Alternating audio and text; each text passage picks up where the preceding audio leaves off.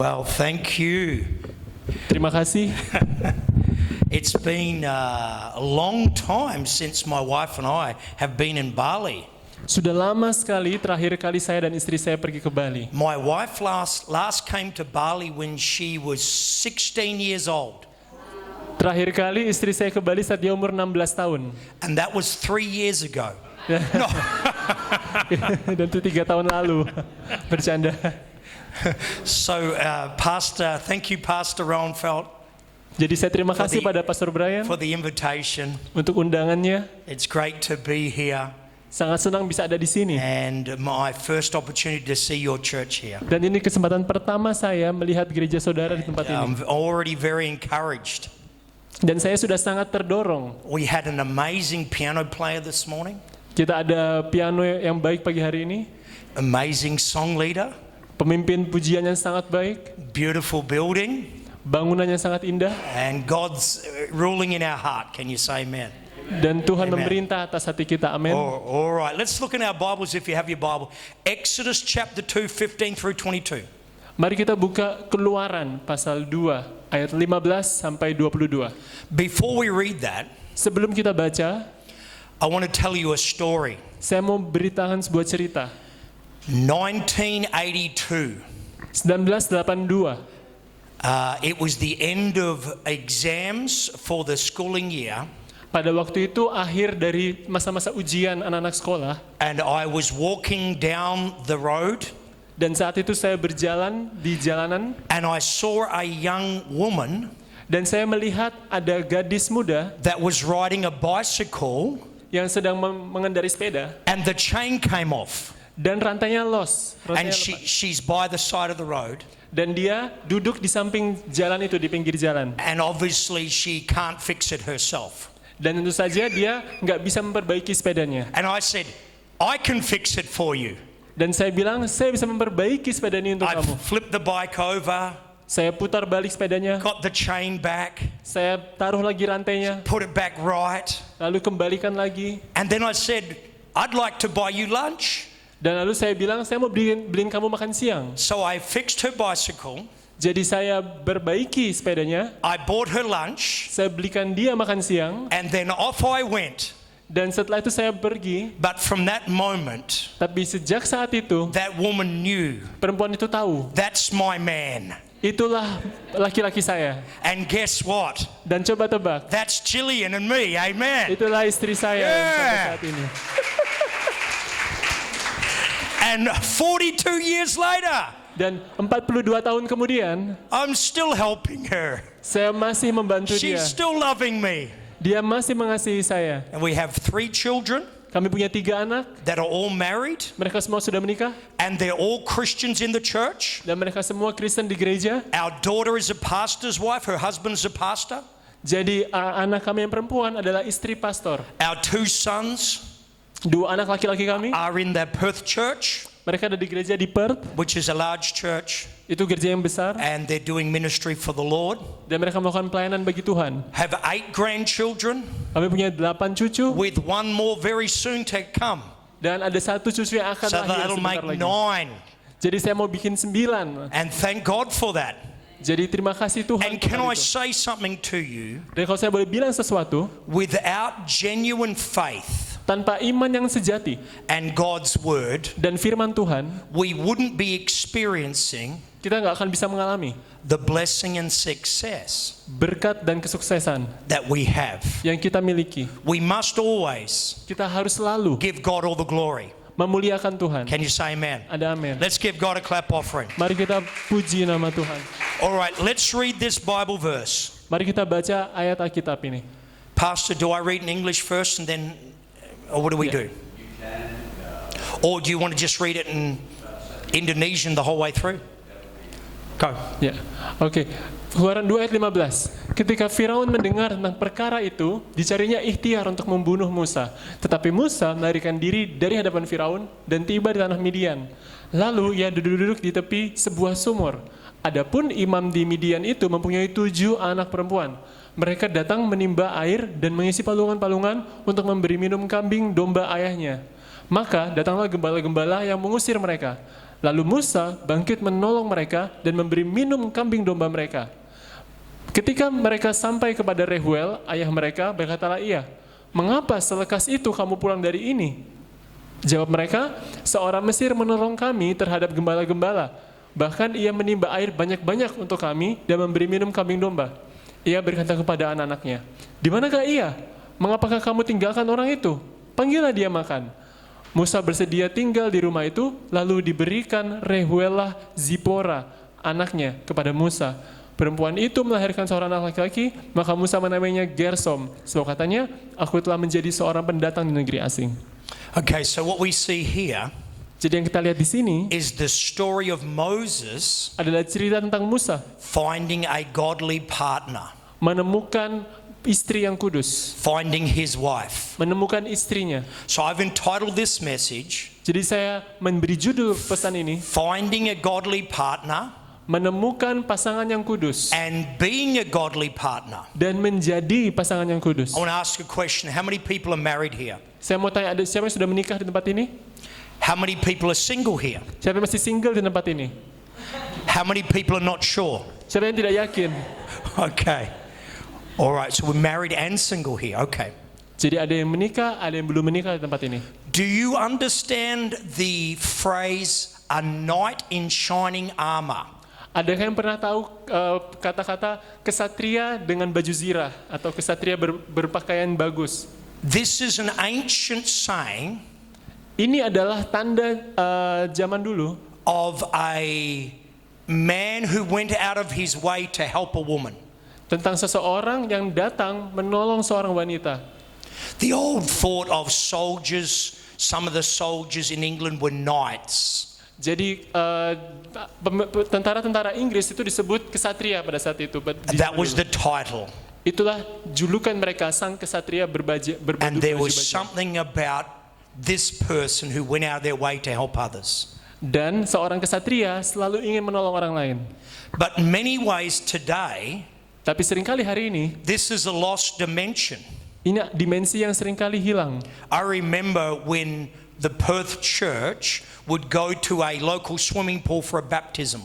Saya ingat waktu gereja di Perth, kami pada saat itu pergi ke tempat kolam renang untuk melakukan baptisan. So we would all have a service, Jadi kita semua mengadakan ibadah, and then we would drive to where we're going to do the water baptism. lalu kita semua pergi untuk melakukan baptisan air. And one time, Dan satu kali, a car with some ladies, women in the car, ada sebuah mobil dengan perempuan-perempuan di dalam mobil itu. broke down or had a flat tire. Mobilnya mogok atau bannya bocor. And they were there trying to find out what to do. Dan mereka perempuan-perempuan itu berusaha And memperbaiki. all these young men Dan anak-anak muda laki-laki, just drove on by. mereka semua hanya melewati begitu saja. No one stopped to help. Tidak ada yang berhenti untuk menolong. Because in some way, sadly, Karena sedihnya, this is lost today in our generation, rasa ingin menolong itu hilang dalam generasi saat ini. where we're having capable men Saat kita memiliki pemuda-pemuda yang tak bersanggup, that are able to help yang sanggup menolong and bless the women. dan memberkati para perempuan. And this is where we find our text Inilah di mana kita menemukan bacaan kita. in verse 16 and 17. Dalam ayat 16-17. Now the priest of Midian had 7 daughters, and when they came to draw water and fill the troughs of water of their father's flock, then the shepherds came and drove them away. But Moses stood up and helped them and watered the flocks. Jadi adapun imam di Midian itu punya 7 anak perempuan, mereka datang menimba air, mengisi palungan-palungan untuk memberi minum kambing domba ayahnya. Maka datanglah gembala-gembala yang mengusir mereka, lalu Musa bangkit menolong mereka dan memberi minum kambing domba mereka. So here we have 7 women Jadi ada 7 wanita di sini that are going to try to water the flocks of the father. yang mencoba mengambil air untuk memberi minum pada kawanan ayahnya. The father had no sons.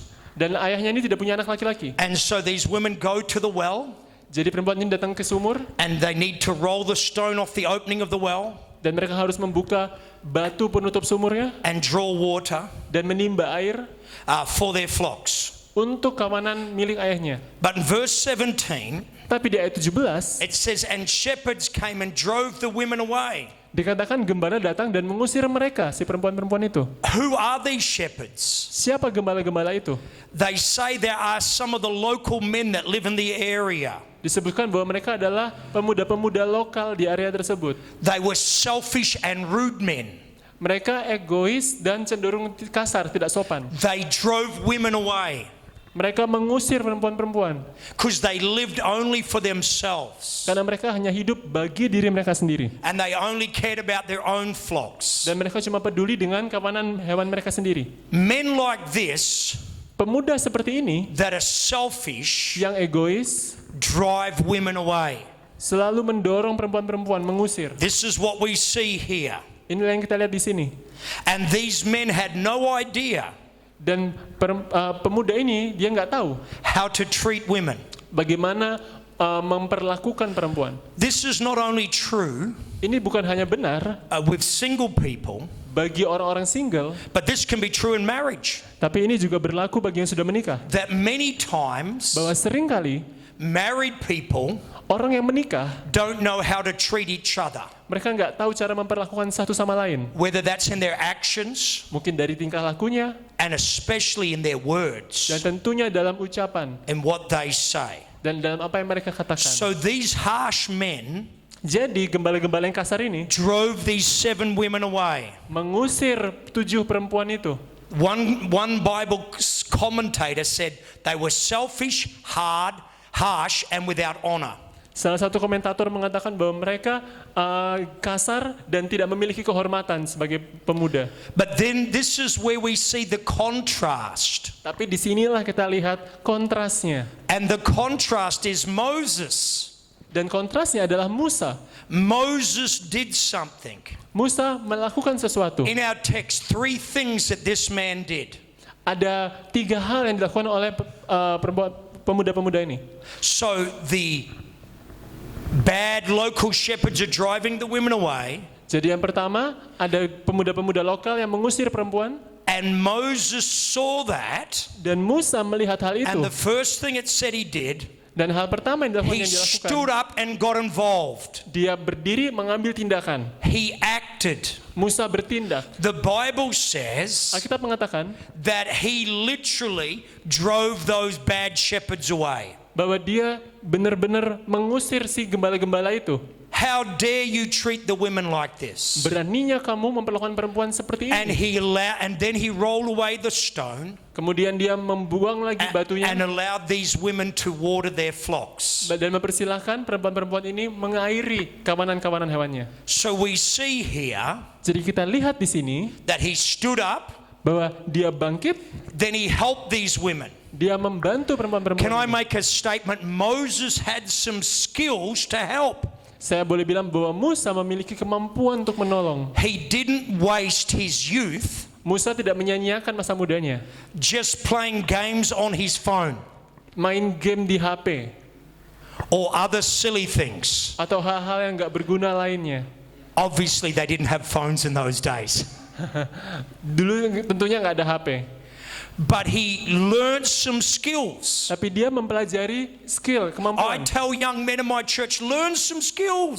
Saya bilang ke anak-anak muda di gereja saya, pelajarilah skill baru. I could fix Gillian's bike. Saya bisa memperbaiki sepeda Jillian. Moses stood up for these women. Dan Musa bangkit untuk He perempuan had ini. some fighting skills. Dia punya kemampuan He membela was diri. trained in combat in Egypt. Di Mesir, Musa dilatih bertarung. We believe that he was also a leader and a commander in armies in Egypt. Bahkan di Mesir pun Musa pernah menjadi pemimpin dalam pasukan. A man of God gains some skills. Hamba Tuhan harus memiliki kemampuan. Young men gain some skills in life. Pemuda, pelajarilah kemampuan dalam hidupmu. Perhaps finish your schooling. Mungkin selesaikan sekolahmu. Do a trade. Melakukan sebuah pelatihan. Get a skill. Dapatkan kemampuan. Have some ability Dan milikilah kemampuan. that you can, Bahwa kamu bisa, like Moses, help. seperti Musa, membantu. So he stood up to right a wrong. Jadi Musa, dia berdiri, dia bangkit. He helped these women. Membantu perempuan-perempuan ini. And then the Bible says he watered their flocks. Dan Alkitab mengatakan dia mengairi kawanan-kawanan hewan itu. The job got done faster Dan pekerjaan itu terjadi lebih cepat akhirnya. when Moses was around. Pada saat Musa membantu mereka. In verse 18 of our text, Dalam ayat 18 dalam bacaan kita. and when they had come to rule their father, he said, "How is it that you've come so soon today?" Ayat 18, ketika mereka sampai kepada Rehuel, ayah mereka, berkatalah ia, mengapa selekas itu kamu pulang hari ini? A good man makes things better.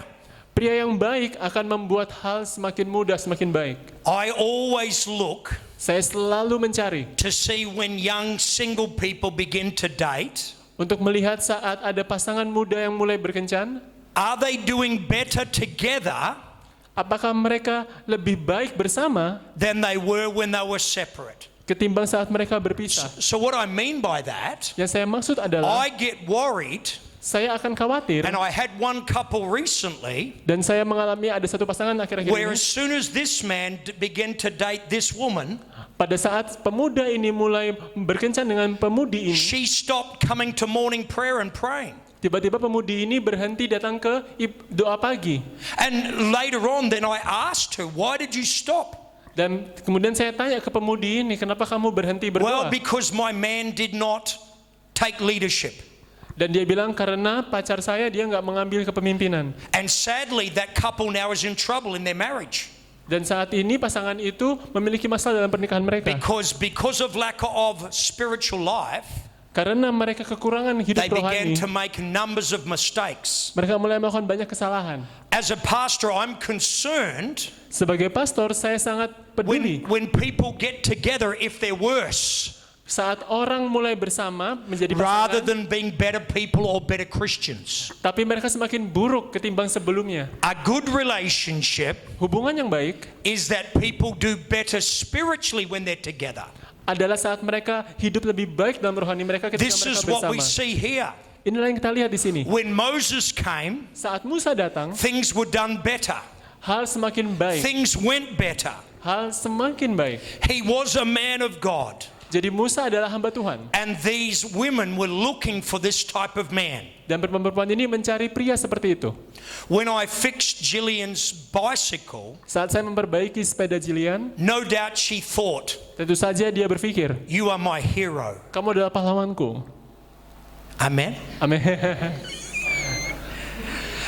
And in this text, Dan di bacaan kita ini, this is exactly ini adalah tepat sekali what Zipporah thought. apa yang Zipora pikirkan. A man that has skills, Seorang pria dengan kemampuan, a man that cares, seorang pria yang peduli, a man that can help, seorang pria yang bisa menolong, a man that wants to defend seorang pria yang mau melindungi and look after dan memelihara these precious women. Perempuan-perempuan yang baik ini. Amen. Amin. I want to then quickly move on Saya akan berpindah ke topik berikutnya. that now that they're married, Sekarang Musa dan Zipora sudah menikah. Moses and Zipporah, Musa dan Zipora a godly marriage, dalam pernikahan yang kudus we see yang memberi benih. this is very powerful Ini sangat luar biasa. because after Moses is married, Karena setelah Musa menikah, he has one of the most dramatic experiences of his life. Musa mengalami momen-momen yang sangat penting dalam hidupnya. He is now out as a shepherd with the flocks, Sekarang dia keluar bersama dengan kawanan gembala sebagai gembala, and he sees something off to a distance. dan dia melihat sesuatu ada yang berbeda dari kejauhan. It is a bush that is burning, Dia melihat ada semak yang terbakar, which is not so unusual. tapi tidak biasa. But what is unusual, it's burning but not being consumed. Karena semak itu terbakar, tapi dia tidak hangus. So Moses sees that. Jadi Musa melihat itu, And unbeknown to him, dan dia tidak tahu that is God bahwa itu adalah Tuhan. and God's representative there. Dan Tuhan menampakkan dirinya. And he turns to go and see and investigate some more. Dan Musa datang untuk melihat, mengamati. And as he gets closer to this burning bush, Dan semakin dia dekat ke semak itu, he hears the voice of God. Dia mendengar suara Tuhan. Moses, Musa, take off your shoes lepaskan kasutmu, because the ground is holy ground. karena tanah ini tanah yang kudus. And we understand Dan kita paham the thought of shoes bahwa sepatu atau is kasut our journey in life. adalah perjalanan kita dalam We hidup. have certain shoes for certain things that we do. Kita punya sepatu khusus untuk kegiatan-kegiatan kita. If you're on construction, you have work boots. Kalau kamu kerja di proyek, kamu punya sepatu proyek. If you go to the beach, you wear thongs. Kalau kamu ke pantai, kamu pakai whatever they sandal. What do they call them here, Brian? Sandal. Sandal? Sandal. Sandal. So we wear them down the beach. Ya. Jadi di pantai mereka pakai sandal. We come to church, we maybe have nice shoes like that. Kita ke gereja, kita pakai sepatu yang baik. Moses took off his shoes, Jadi Musa melepaskan and sepatunya, God wanted him to do that dan Tuhan ingin dia melakukannya. because there was going to be a new calling and direction in his life. Karena dia ingin mendapatkan panggilan yang baru dalam hidupnya. God is now calling him Jadi Tuhan memanggil Musa to a greater purpose. untuk tujuan yang lebih besar. Can I say, Bolehkah saya bilang, every godly marriage, every Christian marriage setiap pernikahan Kristen has a great purpose. memiliki tujuan yang besar. God has a great destiny Tuhan punya masa depan yang besar for a couple. untuk seperempat And this pasangan. is what we see here. Dan inilah yang kita lihat. God calls Moses. Tuhan memanggil He Musa, takes off his shoes. dia melepaskan kasutnya, And now he has a mission. dan sekarang dia punya misi. And God says, Dan Tuhan mengatakan, there are needy people out there. ada orang yang membutuhkan di The luar sana. children of Israel are in slavery. Umat Israel dalam perbudakan. And I want you and your wife Dan saya ingin kamu dan istrimu to go untuk pergi and to be a deliverer on my behalf. dan menjadi pembebas mewakili aku. And Moses and Zipporah Musa dan Zipora obeyed God mentaati Tuhan and went back dan mereka kembali to Egypt ke Mesir to set the people free. untuk membebaskan umat Israel. In some degree, Dalam tingkatan tertentu, we've been following that example to this day. kita telah mengikuti teladan itu sampai hari ini. Pastor Brian and Angie have come to do that. Pastor Brian dan Ibu Angie telah To datang melakukan hear itu. the call of God, Mereka mendengarkan panggilan to Tuhan, leave their own place, meninggalkan tempat to mereka, come to a new area, datang ke tempat yang baru, and to God to use their life dan Tuhan menggunakan hidup to mereka see people set free untuk melihat orang-orang from dibebaskan darkness and sin, dari kegelapan dan dosa, from false religion dari agama yang and salah lies, dan kebohongan, and come into the kingdom of God. dan datang ke kerajaan Allah. Can we thank God for that? Bisa kita bersyukur pada Let's Tuhan give untuk hal God itu. praise. Mari kita puji Tuhan. Moses then led Musa kemudian pergi, his wife and children istri dan anaknya, in the journey of life, dalam perjalanan hidup, the journey of calling, perjalanan panggilan, the journey of God's destiny perjalanan takdirnya for Tuhan them. untuk mereka. Can I say to you, Bolehkah aku bilang padamu, the best thing you can do hal terbaik yang bisa kamu if you're a lakukan married couple kalau kamu sudah menikah is to serve God with all your heart, adalah melayani Tuhan dengan to segenap be in the hatimu, house of God, di rumah Tuhan, to bring your children up in the house of God. membawa anak-anakmu di rumah Tuhan. This is the safest, best place. Inilah tempat yang paling baik, And this is what Moses did. dan itulah yang Musa lakukan. Lastly, I'm talking about Yang terakhir saya mau bahas, walking in destiny. berjalan di dalam takdir. The family are on their way back to Egypt. Keluarga ini berjalan kembali ke But Mesir. can I say to you, Tapi saya mau bilang padamu, just because we're Christians hanya karena kita Kristen, doesn't mean there is no problems in life. bukan berarti hidup kita nggak ada masalah. Because as Moses and Zipporah were on their way to Egypt, Karena saat Musa dan Zipora pergi ke Mesir, God met them. Tuhan menjumpai mereka. And Moses then got very sick and nearly died. Dan Musa sangat sakit dan hampir mati. And they're wondering what's going on. Dan mereka berpikir apa yang By that terjadi. stage, they had two sons. Di situ mereka sudah punya 2 anak laki-laki. And God's requirement Dan Tuhan meminta was the children of Israel supaya anak-anak Israel would have the covenant of circumcision. harus disunat.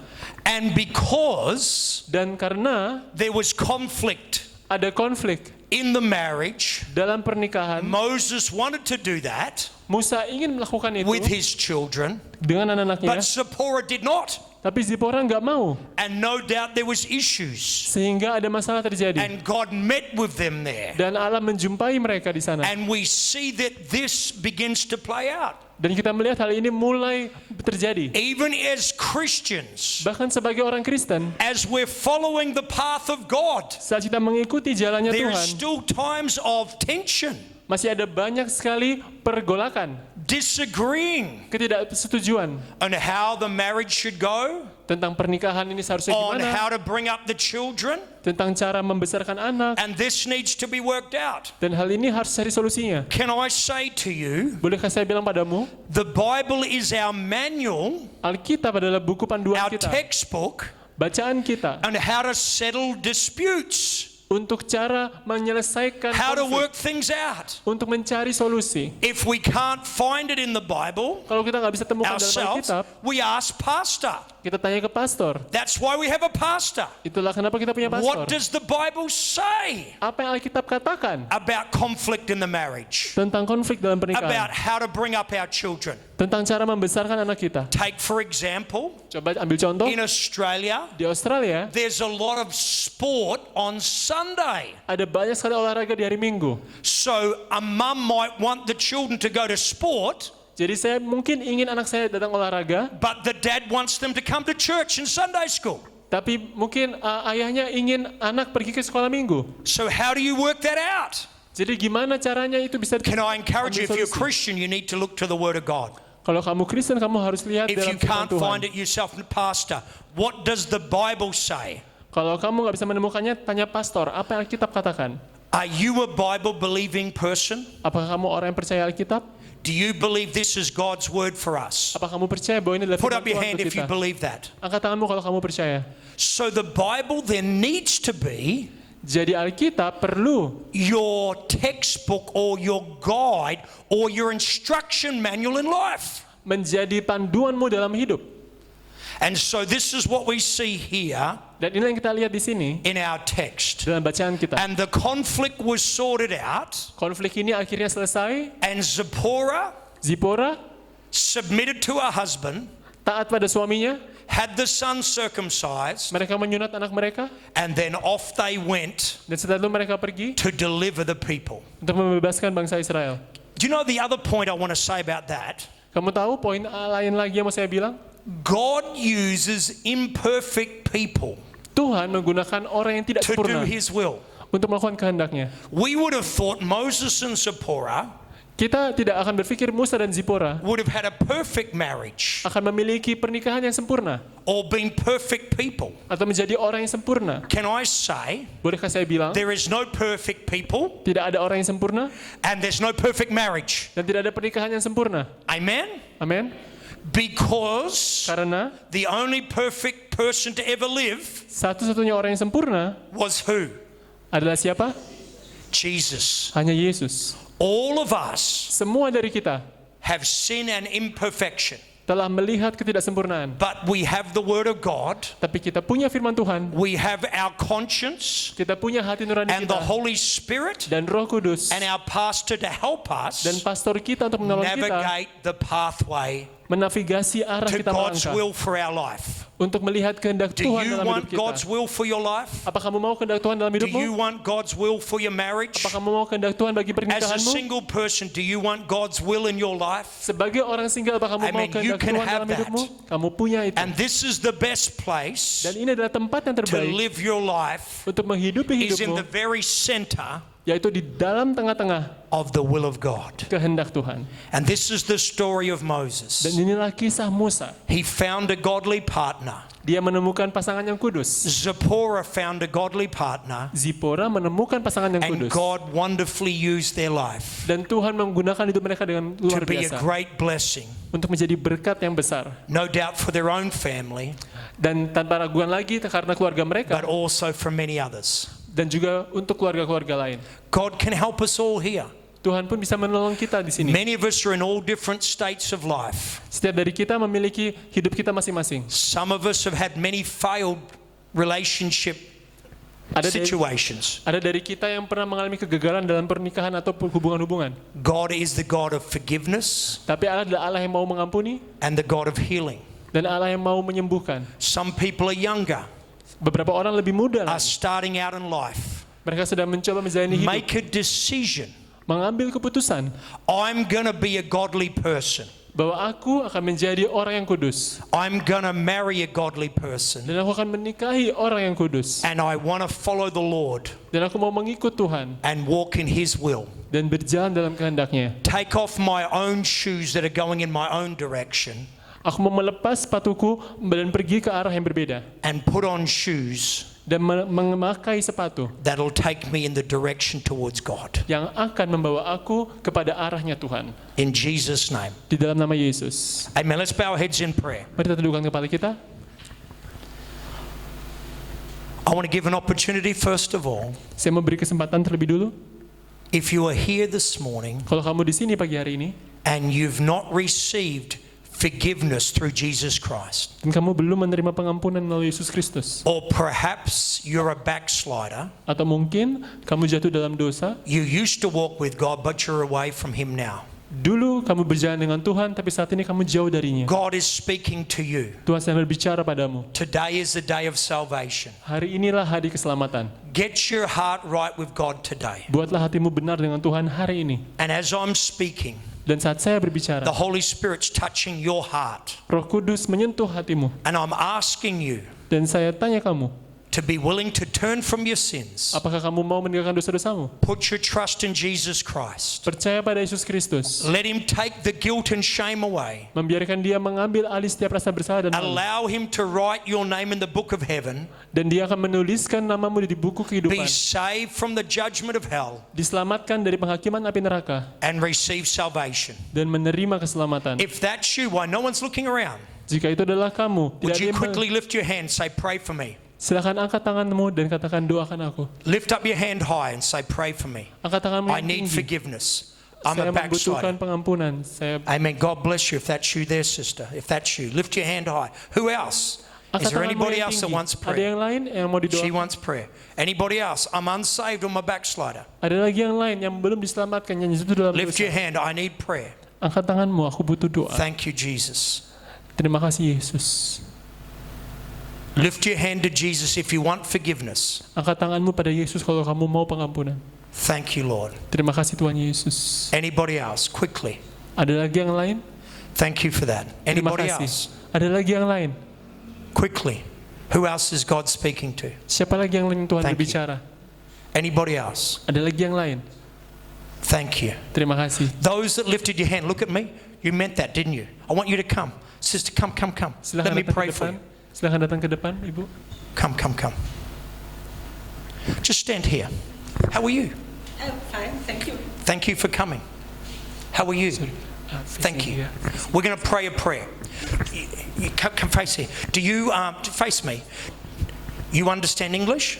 Yes, No? English? No. Okay. But you also speak Indonesian? no, not too much, but it's okay. Okay. All right. So we'll pray a prayer together and ask Jesus to forgive our sins and to come into our life. Say, God in heaven, Mari kita berdoa. Allah di surga, God in heaven, I ask you right now I ask you aku minta saat ini to forgive all my sins. untuk mengampuni dosa-dosa saya. I believe that Jesus Saya percaya bahwa Yesus died on the cross telah mati di kayu salib and shed his blood dan menumpahkan darahnya so that my sins could be forgiven. sehingga dosaku bisa diampuni. I want to be saved Saya mau diselamatkan and I receive dan saya menerima God's forgiveness pengampunan Tuhan by faith. melalui iman.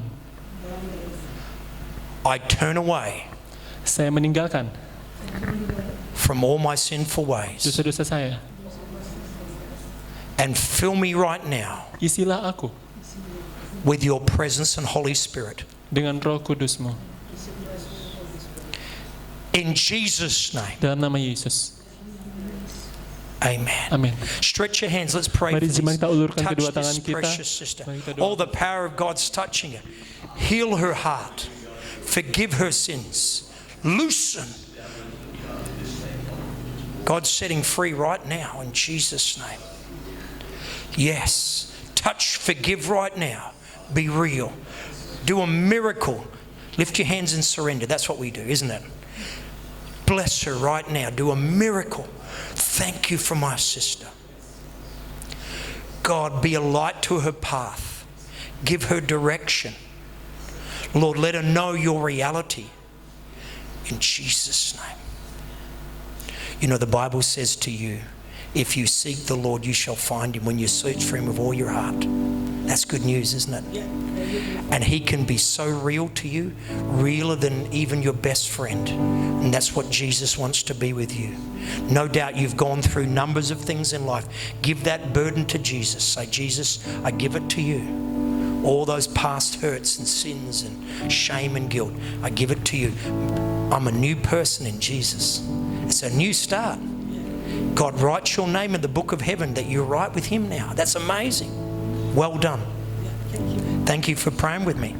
All right. God bless you. God bless you. Amen. You can find your seat. Thank you so much. Boleh kembali ke tempat You can duduk. find your seat. Ya, Thank you boleh so kembali much. ke tempat duduk. Wow. Isn't God good? Tuhan baik. Yes. Makasih Yesus. Terima kasih Yesus. Yeah, there you go. All right. We want to right now have some questions. Kita masuk ke dalam pertanyaan dan jawaban. We're going to have some questions. I've got some questions here that Pastor Roenfeld Moby gave me, but I want to give you an opportunity to ask first. Has this sermon gave you any thought or any special questions? Oke, jadi saya sudah terima pertanyaan dari pastor, ada yang sudah pastor kirim pada saya, tetapi sebelum saya menjawab itu, saya membuka dulu dari saudara. Setelah saudara mendengarkan khotbah tadi, adakah timbul pertanyaan atau tanggapan atau komentar dari saudara terlebih dahulu sebelum saya masuk ke dalam pertanyaan yang sudah disediakan, sudah dikumpulkan? Who would like to ask this first question? Ada yang mau bertanya mungkin langsung? Ya. He would.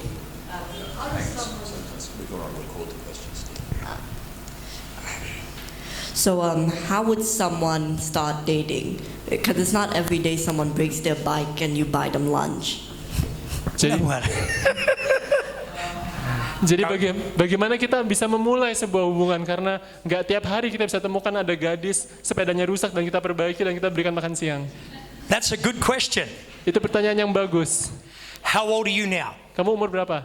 13. 13. What I say to people in Australia you can only legally get married at 18. What's the age here? Di No Austra- age? 17 ya. 17 ya. 17. Ya. So I say not to date until you are of legal age. Jadi jangan kamu membuat hubungan atau berpacaran sampai kamu masuk di usia yang ditentukan itu. For a Christian, dating is part of the process of leading towards ultimately marriage. We don't just date people to, go and kiss them in the back room or hug them or be in an inappropriate relationship or say we have a boyfriend or girlfriend. Jadi dalam kekristenan menjalin hubungan tujuannya adalah untuk kepernikahan. Kita bukan berhubungan hanya untuk berciuman atau berpelukan atau berpacaran-pacaran biasa saja. So I would say, in a church, number one, you want to look for a Christian person. Number one. Jadi saya bilang yang pertama File kamu this cari away for the future. Ya. Number one, a Christian person. Well, you want to be Christian yourself, right? Are you Christian? Okay. So Christian person you're looking for, number one. Number two then is, I call dating, a definition of dating to me is getting to know each other with accountability, meaning the parents or the pastor is aware that you're in some relationship. Does that make sense? Ya. Jadi yang pertama, kamu cari dulu dalam gereja misalnya orang Kristen, itu yang pertama. Setelah kamu dapat bahwa dia Kristen, pastikan kamu juga Kristen. Kemudian yang kedua adalah kamu ke dalam berhubungan harus ada kredibilitas atau ada temanmu yang atau orang tua harus tahu, pastormu tahu sehingga tidak disembunyikan. So perhaps even before dating, if I go back further, I say in Australia, Christian people, you can go, I call it a coffee with the other person. A coffee with no strings attached, meaning go and buy them an ice cream or buy them lunch, right? Ya.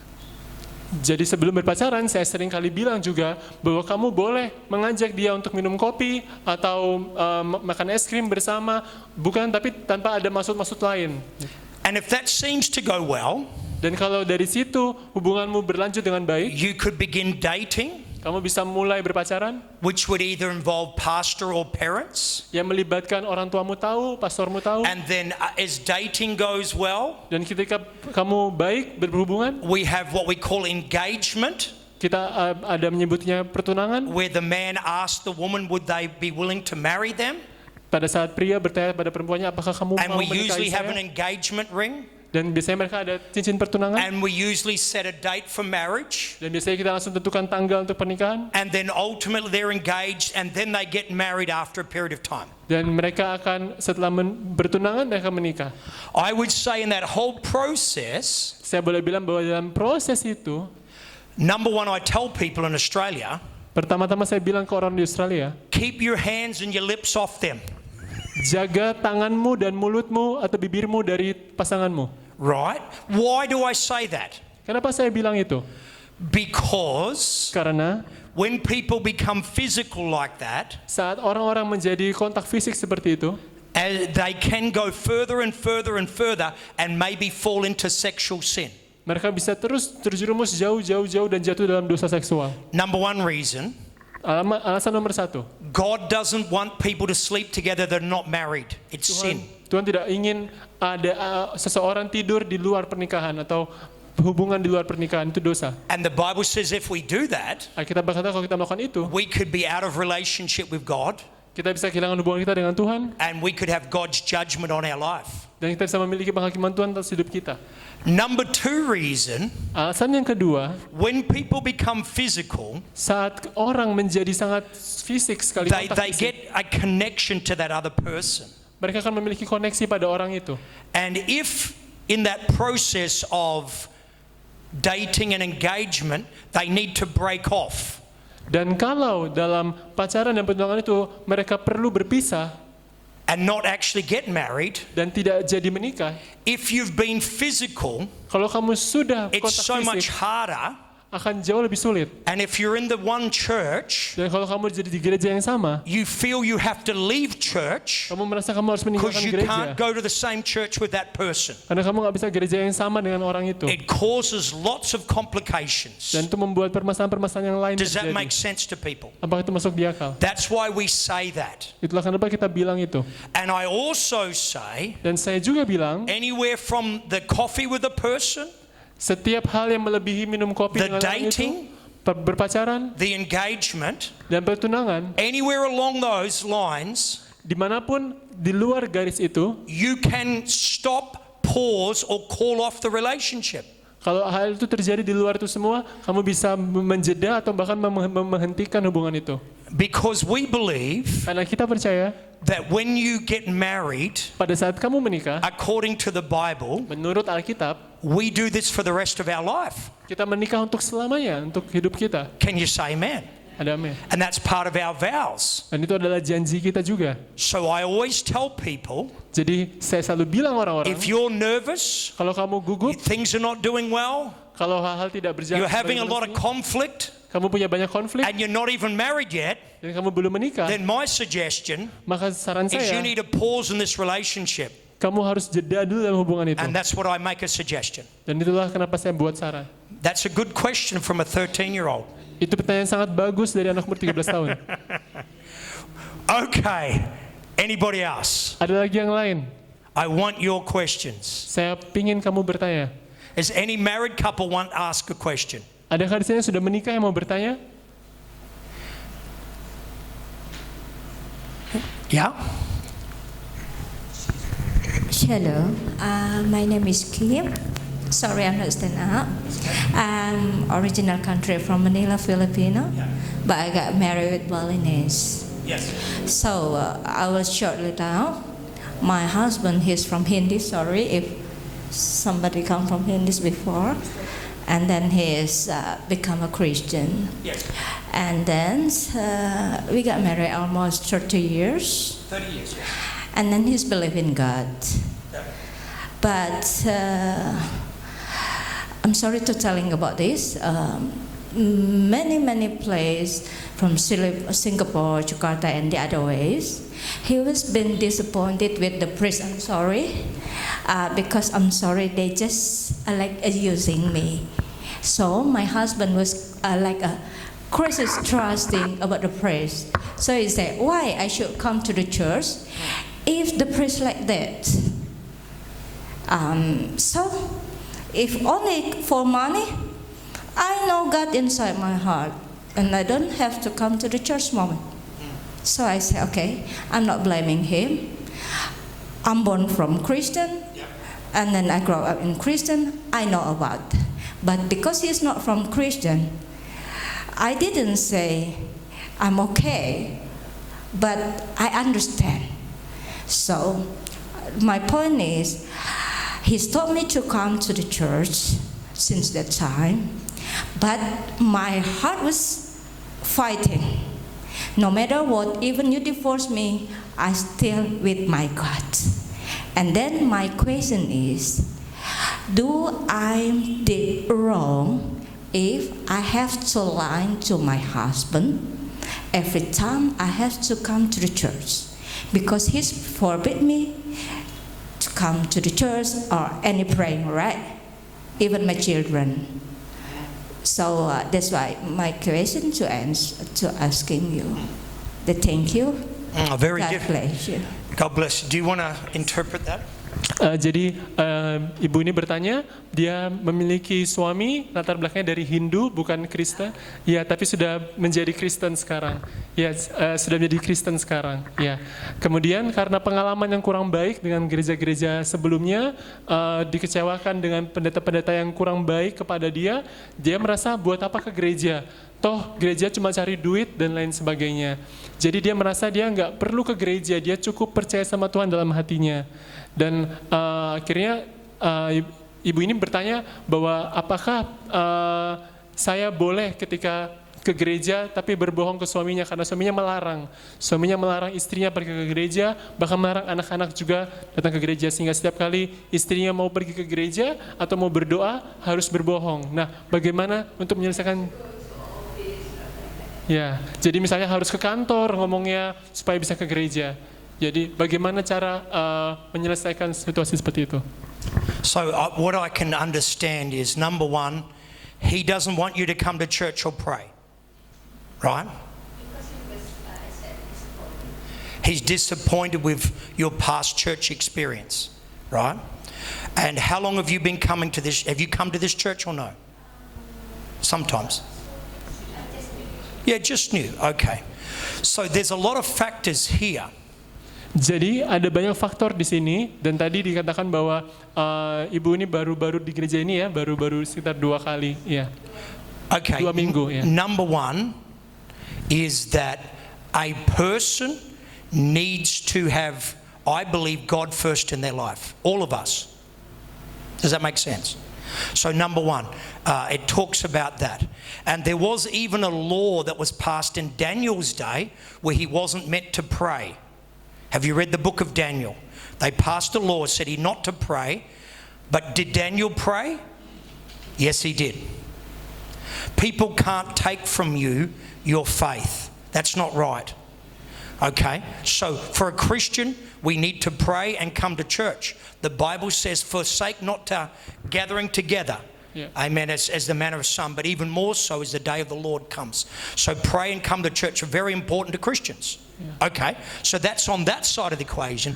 On the other side of marriage, the Bible says, wives, obey your husbands. And it says, thou shalt not lie. So you've got 2 competing issues, haven't you? So it's very difficult for you.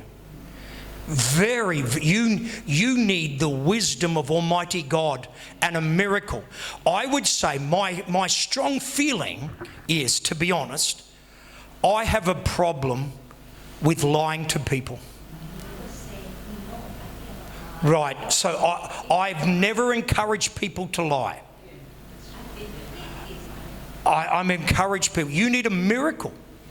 You need a miracle because you've got this side you know, but you've got this side you know as well. And they're both contradictory, right? In our church in Perth, we do have women that come without their husband, right? And they've had to make stands. I love you, but I need to be in church.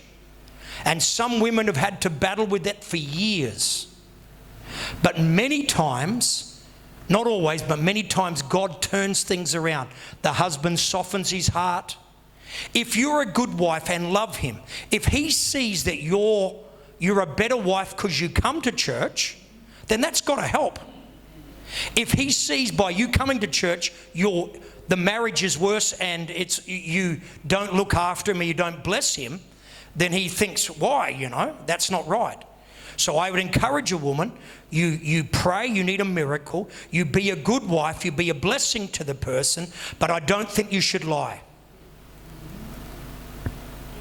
Does that make sense? And you need a miracle. Pastor and I, if you've only been here a few times, Pastor and I will pray for you after the service because you need a miracle. That is a very difficult situation.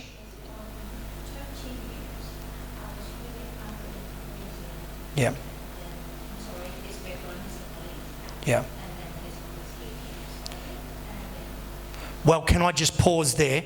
I say to everyone in Australia, no one needs to live under the threat of violence. If you're getting violently abused, that's not right. I'm just telling you. I tell that to every woman, and you have to work that out yourself. My family asked me to leave him. I said, let's send it to him. Well, no one needs to live under the threat of violence. I tell that, that's my fundamental in Australia. No one needs to live in a violent situation under the threat of violence. Because I think my family loves me, and for 30 years I have been in suffering. All right, well you need a miracle. We'll pray for you after the service. I know that, but no one needs to live under the threat of violence. Okay, good question. To interpret some of that? Iya. Jadi kesimpulannya bahwa tadi ketika ibu ini diperhadapkan dengan dua situasi. Di situasi pertama, ibu ini tahu bahwa sebagai orang Kristen kita harus mengutamakan Tuhan. Kita harus datang ke gereja, bahkan kita harus berdoa. Bahkan kita baca di kitab Daniel, ketika dilarang Daniel untuk berdoa, Daniel tetap berdoa. Jadi wajib bagi kita orang Kristen untuk tetap menghidupi iman kita. Tapi di sisi lain, dalam situasi ibu tidak bisa berbohong. Karena kita tahu di Kristen juga kita dibilang tidak boleh berbohong. Jadi di situasi ini seperti ada dua situasi yang saling bertentangan.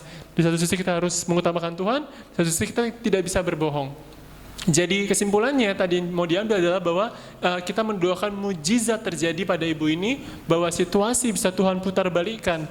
Karena seringkali terjadi, ya di Australia terjadi seringkali juga ada situasi yang berat, istri dan suami tidak sependapat, tapi kita terus berdoa seringkali bertahun-tahun, dan Tuhan memutar balikkan situasinya. Biasanya sang suami mulai melembutkan hatinya, malah datang ke gereja, dan kita percaya akan mujizat itu. Makanya dari itu tadi kata Pastor dan Pastor Ben dan Pastor Elliot setelah ini akan mendoakan ibu untuk memperoleh mujizat. Mungkin ringkasan singkatnya seperti itu. Alright, thank you. Question 3, how do we raise our children well? Pertanyaan berikutnya, bagaimana kita membesarkan anak kita, memelihara anak kita dengan baik? Pertanyaan nomor 3. So it's talking about a child having mobile gaming addiction from a young age. Jadi di sini situasinya anaknya memiliki kecanduan game di HP dari masih kecil. Parents, Orang tua, don't allow your children jangan biarkan anakmu to have these phones and devices too young. untuk memegang HP atau gadget saat dia umurnya masih kecil?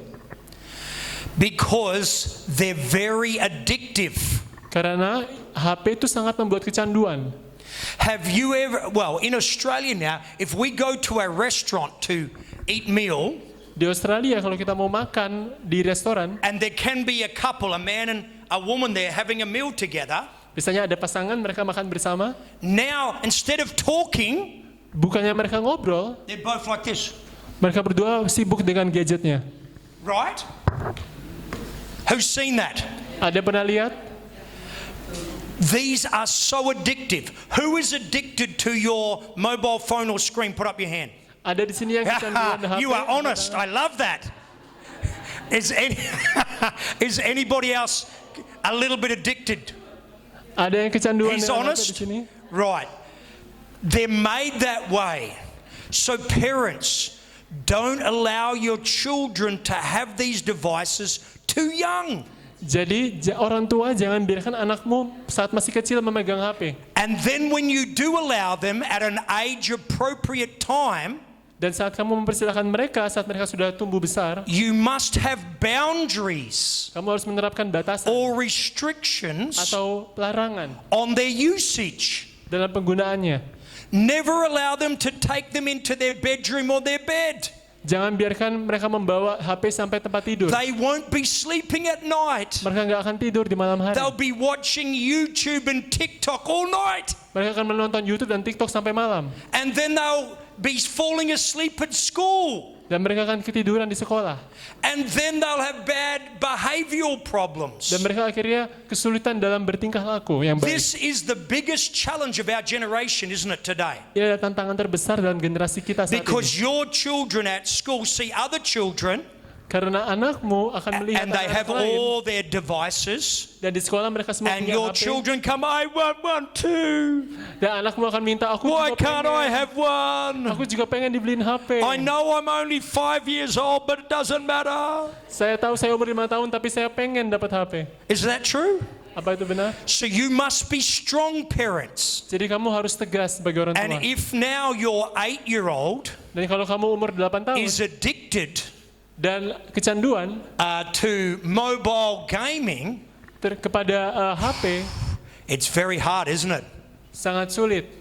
It's better Lebih baik to put restrictions from the beginning, kita melarang sejak awal to wait as long as possible untuk menunggu selama before mungkin you allow your children sebelum kamu mempersilahkan to have anakmu their mobile devices. untuk memiliki perangkat gadget. If they are addicted, Kalau mereka kecanduan, I think if they're young enough and they're in your home, kalau mereka masih kecil dan mereka tinggal sama kamu, it's going to be very hard because they will fight you akan sangat sulit karena mereka akan melawan, mereka and they'll memberontak. want to have that addiction back. Dan mereka ingin memperoleh kecandunya itu kembali. People say Orang mengatakan that screen addiction, bahwa kecanduan layar and then that is linked to pornography addiction, yang ada hubungannya juga dengan kecanduan pornografi can be harder to break bisa lebih sulit untuk dipatahkan than being addicted to strong drugs. ketimbang kecanduan narkoba yang kuat.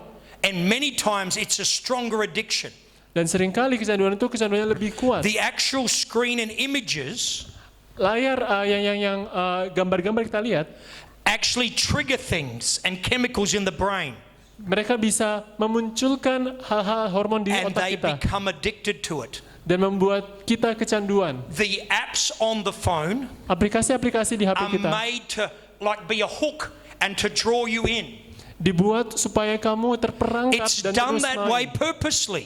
Itu dibuat seperti itu dengan So sengaja. for every parent, Jadi setiap orang tua learn harus belajar that these are tools, bahwa ini adalah alat, but I would say they're adult tools. tapi ini adalah alatnya orang dewasa. And you want to be very careful about that. Dan kamu harus hati-hati dengan hal itu. Do you want to ask a question? Say something. So I'm a professional IT. I want to add something to your words. I'm a professional IT engineer and I'm programming a lot in the field of online marketing, and the actual algorithm in social media only gives reach to videos who especially trigger the dopamine level, and this is why they want us to become addicted. So They want us and they do it on purpose. You translate, it's true. Jadi sebagai ahli IT, beliau menyampaikan bahwa saat dia membuat aplikasi atau marketing atau sesuatu di online itu, memang mereka diminta, dengan sengaja mereka diminta untuk membuat supaya konten yang mereka buat atau aplikasi yang mereka buat bisa menimbulkan efek dopamin, hormon dopamin di otak yang membuat kecanduan. Jadi sengaja dibuat untuk membuat penggunanya itu kecanduan, terlepas anak-anak atau orang dewasa. Very good. Thank you for that. So, yeah, I want strongly advise you keep your children as far as possible from TikTok, from YouTube, and all these common social medias, because only videos who are matching these requirements, who really leads to addiction, Yes. will be shown to them.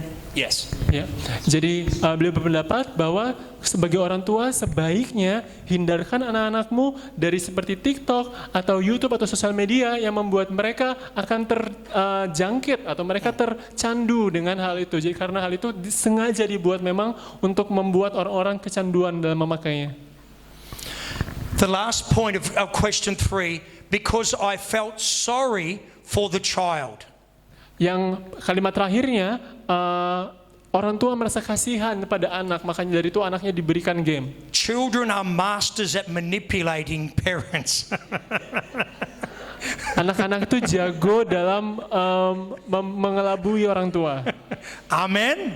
Amin. So, don't cave in. Amen.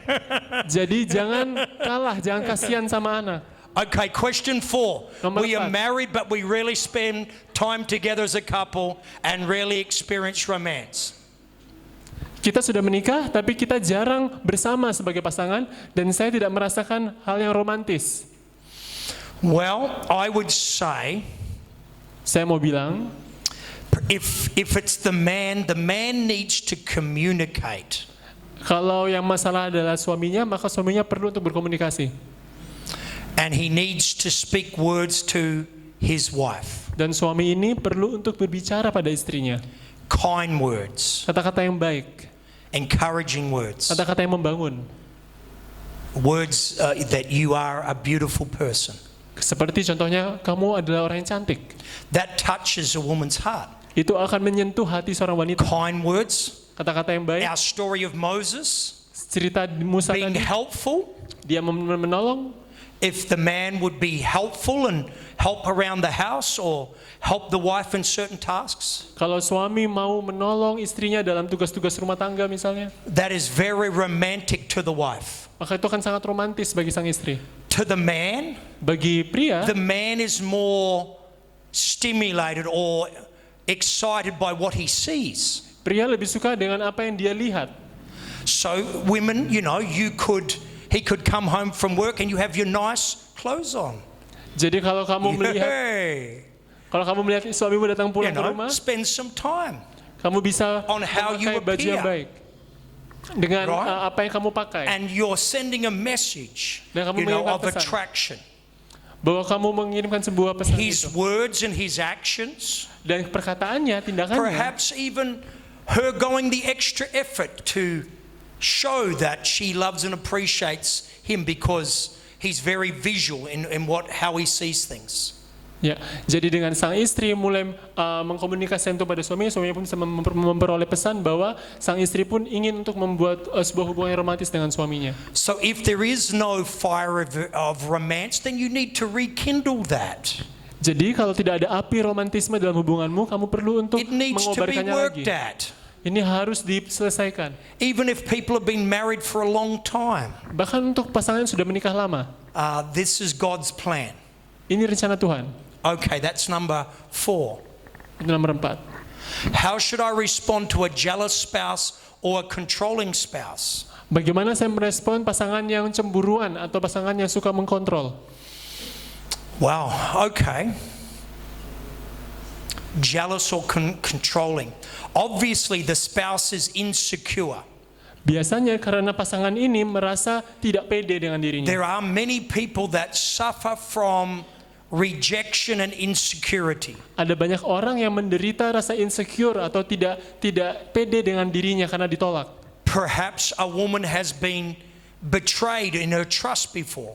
Mungkin seorang perempuan ini pernah dihianati oleh hubungannya sebelumnya. Some women, after a number of bad relationships with men, Beberapa perempuan setelah berhubungan beberapa kali dengan laki-laki, they say, I will never trust a man again. mereka berkata, aku nggak pernah lagi percaya sama laki-laki siapapun. I just had one woman come to me last week and basically say that. Minggu lalu ada seorang perempuan datang pada saya, But she realized it's wrong.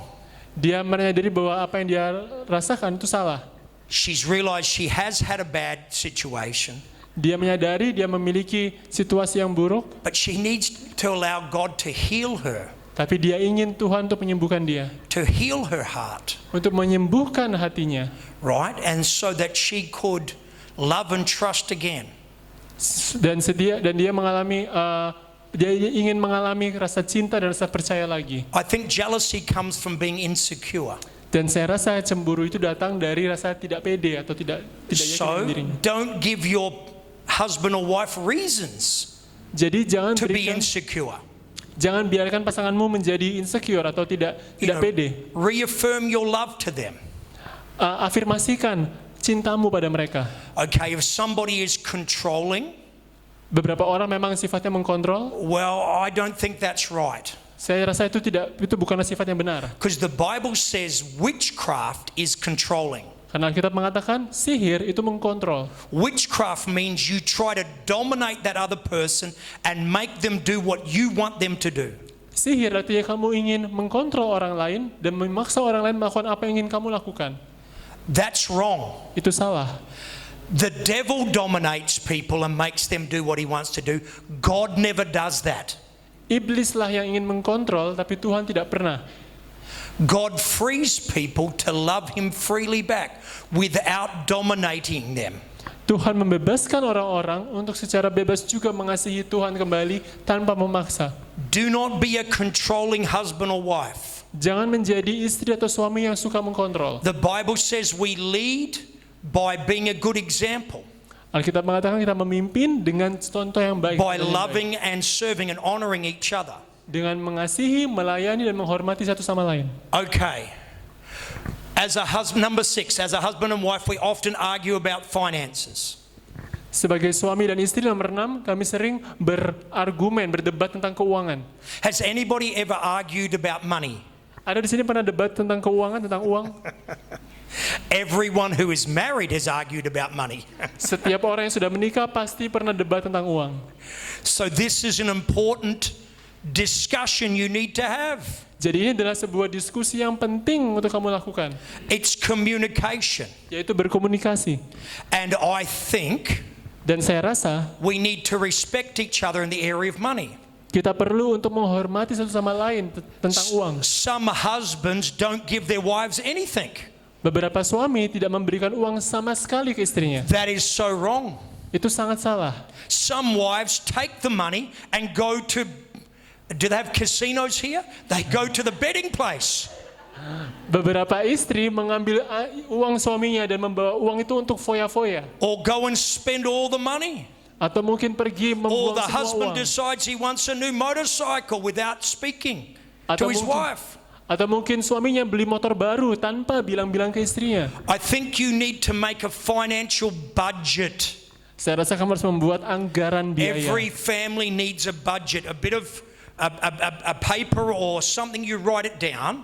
Setiap orang keluarga harus punya RAB atau anggaran yang kamu You tulis. write down your income, Kamu tulis pendapatanmu, his work, maybe your work, how much you get, mungkin pekerjaan suamimu, pekerjaanmu, and berapa then banyak your yang kamu dapat. expenses.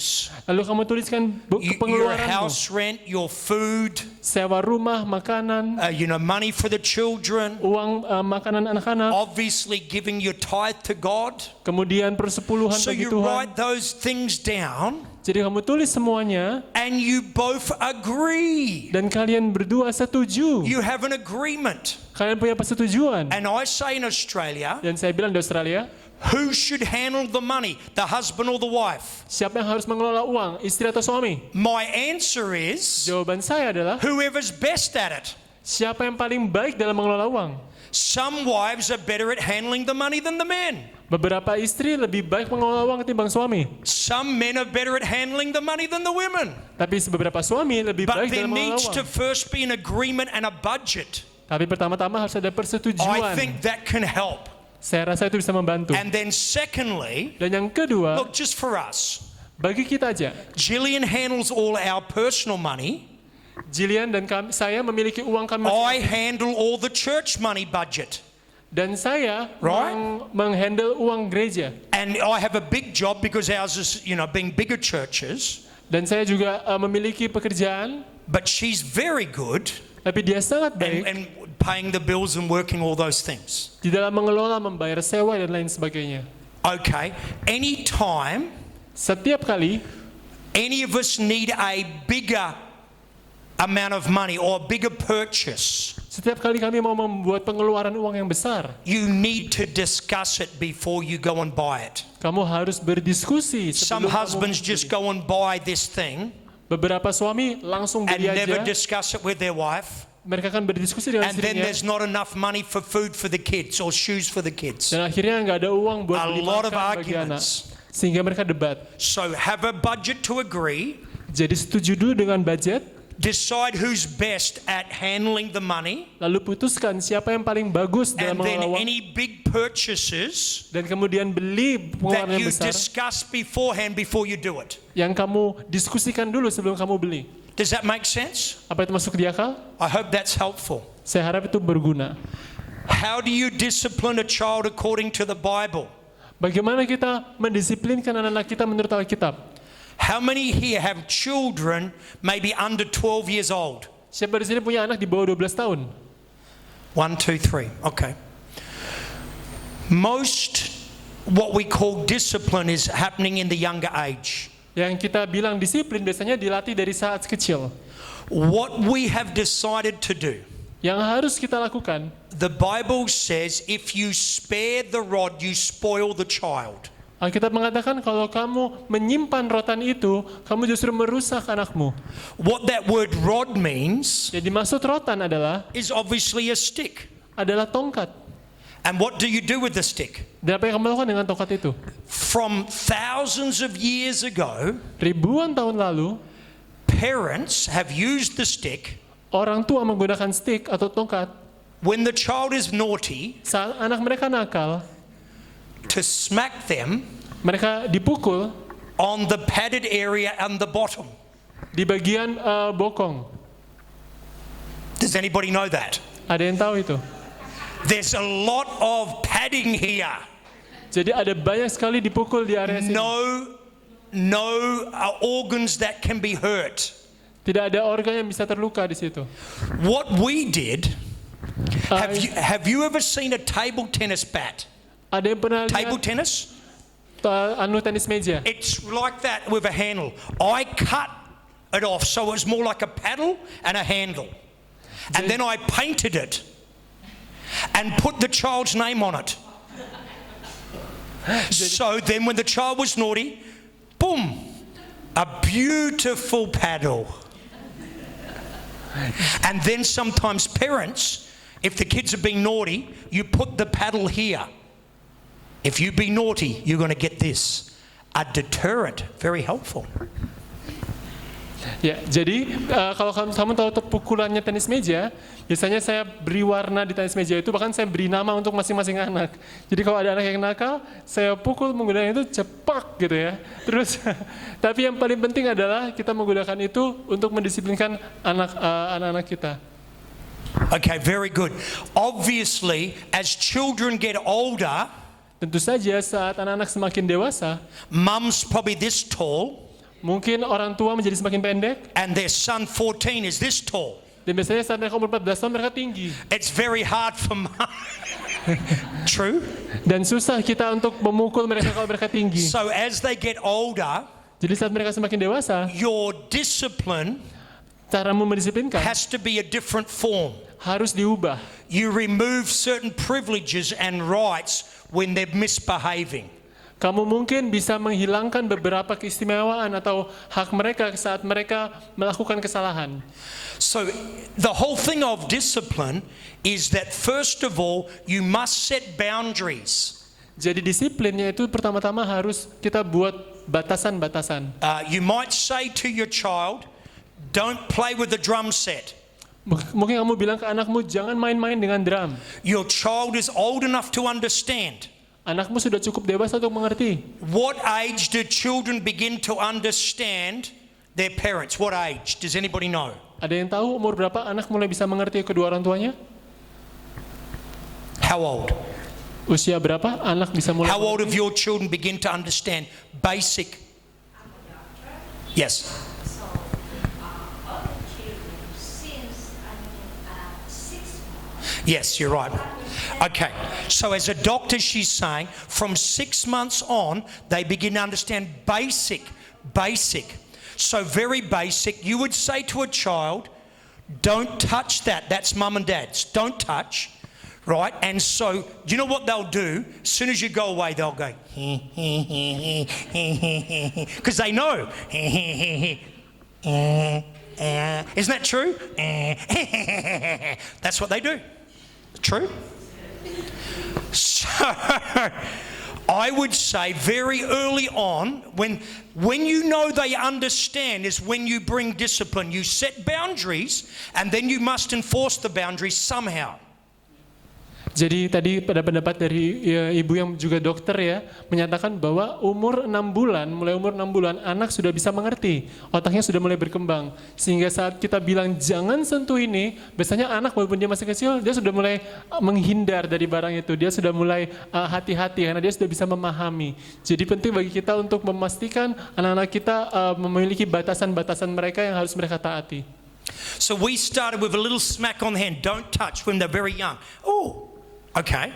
You never damage your children with discipline. You never do that. That is abuse. Does that make sense? Ya, jadi kalau kamu mau mendisiplinkan anakmu, kamu bisa mulai dari yang kecil, seperti kamu tepuk tangannya, atau dari situ kamu mungkin bisa mendisiplinkan anakmu, tapi jangan sampai kamu membuat anakmu luka parah atau terluka atau menghancurkan anakmu. Itu tidak pernah baik. Some parents get really mad and they'll yank their children by the arm and dislocate the arm, hit them around the head. That's wrong. Christians never do that. Beberapa orang tua mereka langsung mengangkat anak mereka, diangkat dari tangan sampai tangannya dislokasi ya, tangannya kesleo, itu nggak pernah bagus karena itu malah membuat anaknya semakin buruk.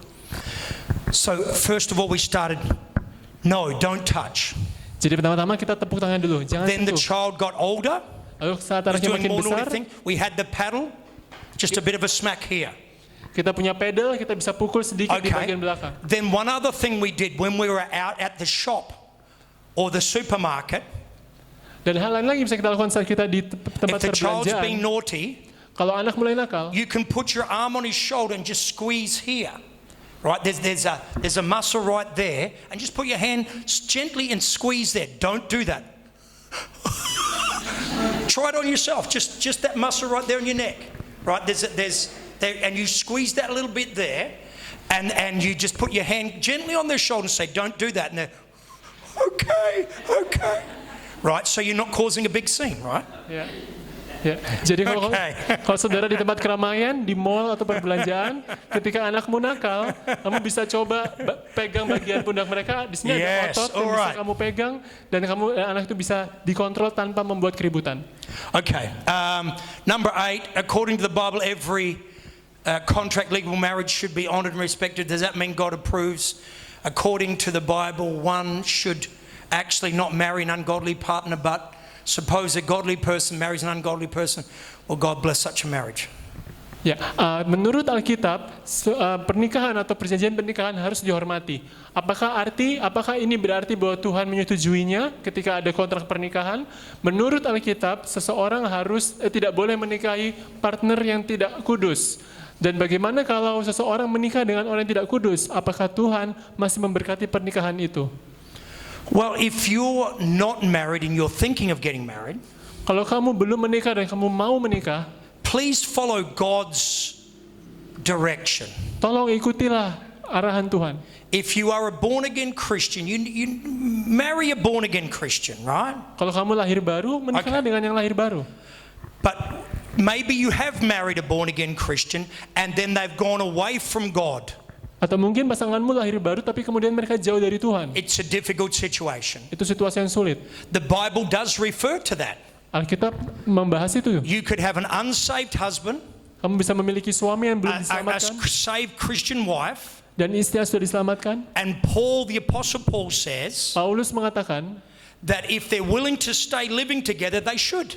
bahwa kalau mereka mau tinggal bersama, And mereka their seharusnya tinggal children will be blessed because of the believing parent, one believing parent. bersama. Dan anak mereka akan diberkati That's what the Bible says. oleh satu orang tua yang percaya. My grandmother Nenek saya was brought up a Christian. tumbuh sebagai Kristen, She backslid, tapi dia jatuh dalam dosa, married a non-Christian man, menikah dengan orang yang bukan Kristen, and then got saved again as an older person. lalu Tuhan menyelamatkan mereka sekali lagi saat But mereka her sudah dewasa. husband wasn't a Christian most of her life. Tapi suaminya selama hidupnya tidak Kristen yang taat, But she was still able tapi dia masih to sanggup see her children and her grandchildren blessed. melihat anak dan cucunya diberkati. So that's a very powerful thing. Jadi itu hal yang sangat luar biasa. Okay, so maybe that can help. Will God bless? God can bless. It can work out. How should a Christian respond if their child is misbehaving? Is it a sin to be angry with a naughty child? Bagaimana merespon anak yang nakal? Apakah dosa saat kita marah dengan anak yang nakal? The statement I would make here is you're trying to restrain bad behavior of the child. Jawaban saya adalah kalau kamu mau mendisiplinkan anakmu, The child is somehow out of control. misalnya anakmu nakal, tidak bisa dikontrol, But if the parent gets so mad tapi kalau orang tuanya sangat marah, that they're out of control, sampai orang tuanya yang tidak terkontrol, then that's no different than the behavior of the child. maka orang tua nggak ada bedanya sama anak. So my statement is Jadi jawaban saya, set boundaries. buatlah batasan. Okay, don't touch that. Jangan sentuh itu. I don't want you to do that. Explain what you want. Jelasin orang tua apa yang mau kamu And omongkan. then when the child steps over the boundaries, Dan pada saat anak itu if melanggar you batasan say itu, don't step there, kalau kamu bilang jangan and melangkah ke then they situ, go, and they're now wanting to see what you're going to do. saat mereka mau melanggar, mereka akan melihat apa reaksimu. If you do nothing, Kalau reaksimu nggak ada, then they'll just go off and walk on that path. mereka akan hajar terus, oke jalan. Set boundaries, Buat they batasan, go over, saat mereka melanggar, and then you must bring some correction at that point. pada saat itu juga kamu harus membawa koreksi. Children will test you. Anak-anak akan mencobai kamu. It's in all our natures to test authority.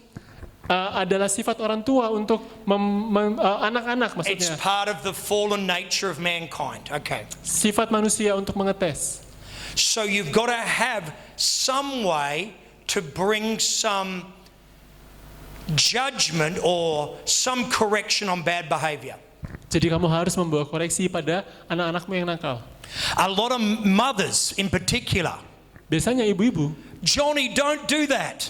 "Hei, jangan lakukan itu, Dodi. Don't do that. Jangan lakukan itu." Then she starts yelling, don't do that. Sampai dia berteriak-teriak, "Jangan lakukan And itu." all day long she's yelling.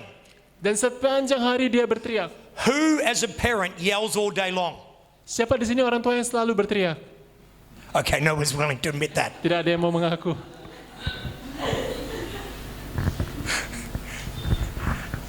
You will keep mad and yelling all day long if you don't enforce the boundary.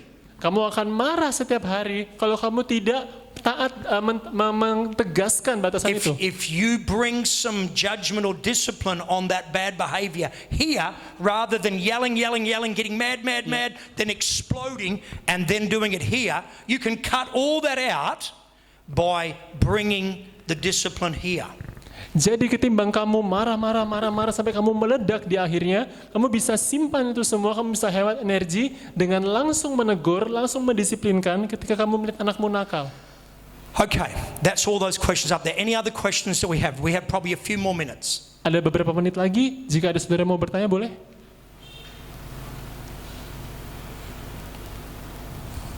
A few more minutes. Ada lagi? Ada beberapa menit lagi masih ada? Any single people, any married people would like to ask some questions about, dating or marriage or children or finances or any of these things? Mungkin saudara yang sedang single atau sudah menikah yang masih mau bertanya lagi tentang mungkin keuangan, hubungan, dan lain sebagainya. We have covered a lot of stuff, haven't we? Kita punya banyak hal, bukan? Right? Which has been great. Which is very powerful. Any last questions? Yes. How can you deal when your partner's lying to you? How can you deal when your partner's lying to you? Because this is always my breakup. When I date someone, Yes. and he started to lie on me, then I'm gone. But I know. Well, you got to try to find a man who's not a liar. Some men are liars, right? So I would say that would my look. You'll never find a perfect man, but find somebody that really loves God with all his heart, because God is the God of truth. What helps me to be truthful is because I serve a God who's the God of truth.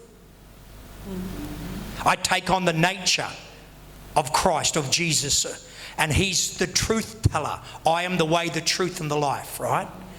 So that's what I would say. That would be the best thing. And even that person may not be perfect all the time. But God forbid that someone by their nature, some people by reflex just lie all the time. Even they lie so much, they don't feel bad about it. And sometimes they believe their own lies. And talk about, if there's any psychologist amongst us, some people lie enough, they start believing their own lies. They make up a false narrative in their mind, right?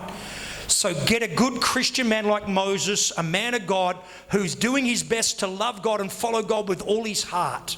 That'll give you the best chance. That is a great question. Thank you so much. Saudara kita bertanya, bagaimana menghadapi pasangan yang suka berbohong. Dan tadi dijawab oleh pastor bahwa kita harus mencari pasangan yang jujur, yang mengasihi Tuhan. Karena ketika kita jujur, kita menyatakan bahwa kita menyembah Allah kita memang Allah yang benar, yang merupakan Allah kebenaran. Well, listen, thank you so much. This has been great. Terima kasih banyak, ini hal yang luar biasa. I appreciate you coming out. Saya menghargai kedatangan saudara. I hope some of those things have been helpful. Who's been helped a little bit? Siapa di sini yang menerima manfaat dari pagi hari ini? Who's been helped a lot? Siapa yang banyak menerima manfaat? Who's not been helped at all? Siapa yang tidak menerima manfaat sama sekali? Wonderful. My wife put up her hand. Okay. Istri saya angkat tangan. We're going to have a great day tomorrow. I'm so looking forward to preaching. Make sure you bring everybody, all your friends and family. God bless you. Pastor, would you come back? Mari kita sambut Pastor Let's give him a Brian. clap. Mari kita Yeah, tepuk tangan Pastor. untuk sambut Pastor Brian. Praise God. Amen. That was gold. That was very valuable.